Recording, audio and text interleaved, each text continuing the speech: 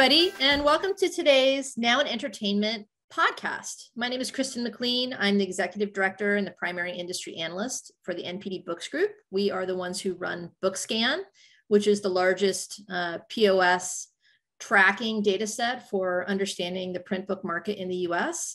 And with me today, I have our Insights Manager, Brenna Connor. Together, the two of us are really the thought leadership team for books. And we thought, since this is the inaugural podcast in this series, it might be really fun to talk about BookTalk, which, for those of you guys who don't know, BookTalk is the book-centered hashtag on TikTok, which, as most people know, is one of the fastest growing social media video-based platforms in the US. And what's really interesting about BookTalk is that we've been watching it pretty closely since October 2020. And over that time, we have seen an amazing amount of growth in the authors who are embraced by that platform. So users who love a book or an author who talk about it on TikTok, we see those videos take off and we see those authors' books actually start to sell really well in the real world, at least for a number of authors that we track. And so we just thought it'd be really fun today to talk about some of the data behind what we're seeing and also what we think the impact of this platform is going to be moving forward. So let me just start with Brenna. You do a lot of work charting and pulling data for our many presentations. And I know that BookTalk is something that you've looked at really closely. So can you give us a little sense of what's been happening in terms of BookTalk's impact on the book market? Yeah, so back when we started watching the BookTalk trend, we wanted to use our data to just better understand the impact on the book market. So I put together a report that grouped all of the BookTalk authors. So these are authors that are featured prominently on BookTalk.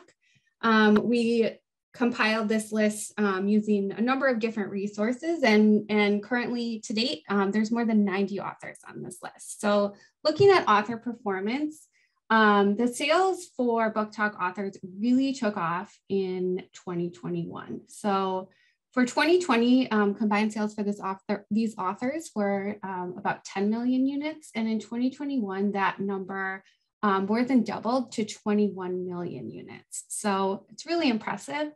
And BookTalk authors are contributing to the growth that we're seeing in the adult fiction market. So adult fiction was one of the key super categories that drove the book market growth in 2021. And BookTalk authors contributed quite a bit to that growth. In 2021, we saw BookTalk authors contribute to 31% of the overall adult fiction gains. So this is definitely having an impact on the market. And I have the BookTalk author report up here, and I thought it would be fun to just kind of take a look at some of the leading authors in this space. So not sure if it comes to a surprise for many, but the highest performing BookTalk author we see in our data is Colleen Hoover. So Colleen Hoover really exploded in popularity in 2021. Her sales year over year for 2021 compared to prior year, they grew 693%. That translates to about more than 1 million in unit growth. So Colleen Hoover is really dominating the space. And then other best-selling BookTalk authors for 2021 include Madeline Miller, Matt Haig, Adam Silvera, Emily Henry, Taylor Jenkins Reid.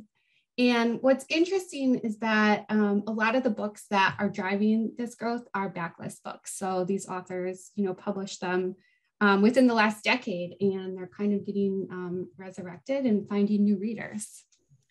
Yeah, I think from my perspective, I first noticed this trend taking off, as I said, around October 2020 with E. Lockhart's book, We Were Liars, which is a great book, but it was published originally in 2016, and it jumped onto the top of the YA bestseller list. And when I was reviewing the list, I didn't really understand why that book was sitting there, which made me want to go out and kind of dig around and try to figure it out. So first, I looked to see whether or not she had been doing any virtual events. no virtual events. I would check to see if any major retailer was running a promotion or any kind of virtual offer around her book. No offers or book club events or anything tied into retailers. And I finally went and took a look at her social media accounts. And on Twitter, I found a tweet that thanked a BookTalk vlogger for a nice post. And when I went over and clicked through and saw that post, and then took a look at the BookTalk hashtag, which at that point I think was at about 26 million uses early. I really started to understand that something was happening over there on TikTok that we were not yet aware of. And from that point moving forward, as you said, it was just absolutely meteoric, the growth in 2021. And it's, I think this year going to be even stronger. And just to give people a sense, if you haven't checked it out, of the scale of this morning when I went and looked at the BookTalk hashtag on TikTok, there are 44.7 billion uses of that hashtag to date.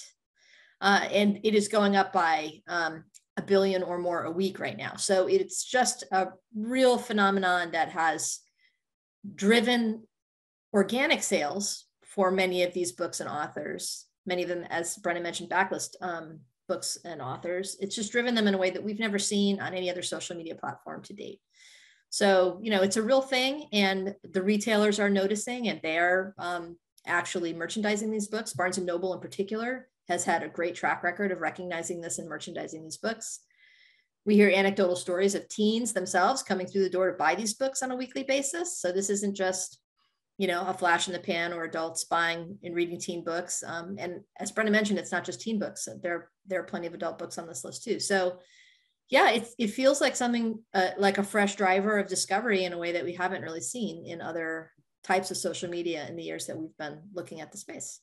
It's pretty interesting. Yes, and I did take a look at the category mix for these authors. So as you mentioned, it almost seems like it started within the young adult space, but then it quickly moved over to the adult fiction space as well. So looking at our data, more than half of BookTalk sales are coming from adult fiction, and then we see 40% from the young adult side of the market. Within the category breakdown, general fiction is the category that has the highest BookTalk category share, followed by young adult sci-fi and romance.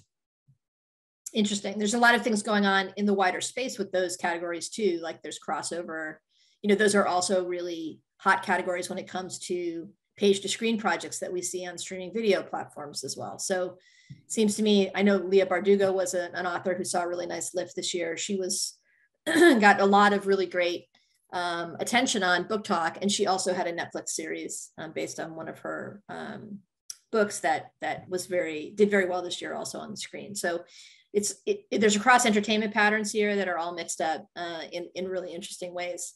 But I think one of the things I'm most interested in, Brenna, I want to ask you as a reader, not as a data analyst, what you think the impact of this has been on readership. Like, do you think that these are new readers? Do you think that, what do you think about this? Who do you think this is helping?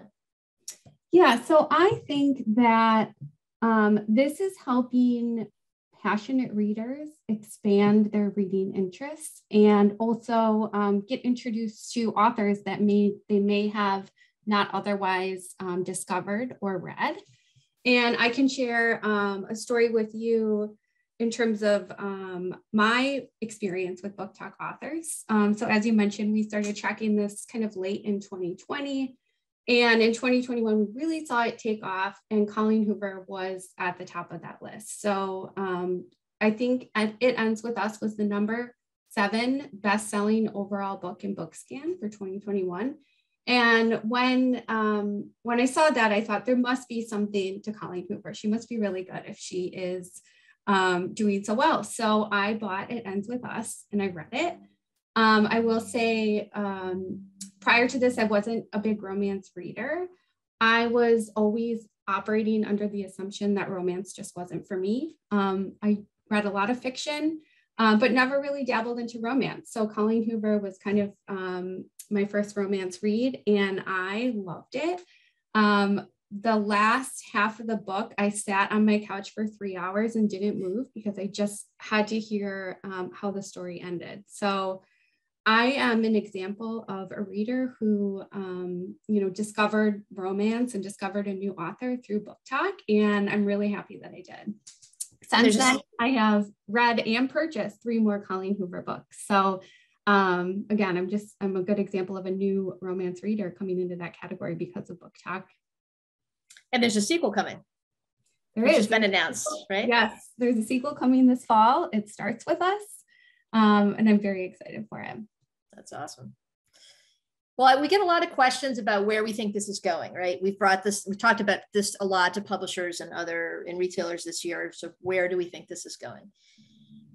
And I do think, because the momentum is continuing and shows no signs of slowing at the moment, that this is going to continue to be a pretty strong phenomenon. And I think that one of the things that's really interesting about it is now that the retailers in particular are paying attention, it becomes a flywheel effect. So BookTalk introduces a new author that they're excited about. The retailers pay attention. The retailers merchandise that book more heavily. They group it into displays as a BookTalk book. That introduces it to new readers who aren't on TikTok, but who are aware of what's going on. And so it just becomes this virtuous circle. And so I do think it's going to continue. I don't think it's a flash in the pan. I think a couple of really important questions about it are whether or not it's going to be co-opted really aggressively by the publishing marketing machine, because in many other forms of social media, publishers will spend money with influencers to place books and to get people talking about books. So far, that doesn't seem to be the case as much in BookTalk. And I think that's partly because it's very hard on TikTok there is no Google Analytics for TikTok in the same way that there is for some of these other social platforms.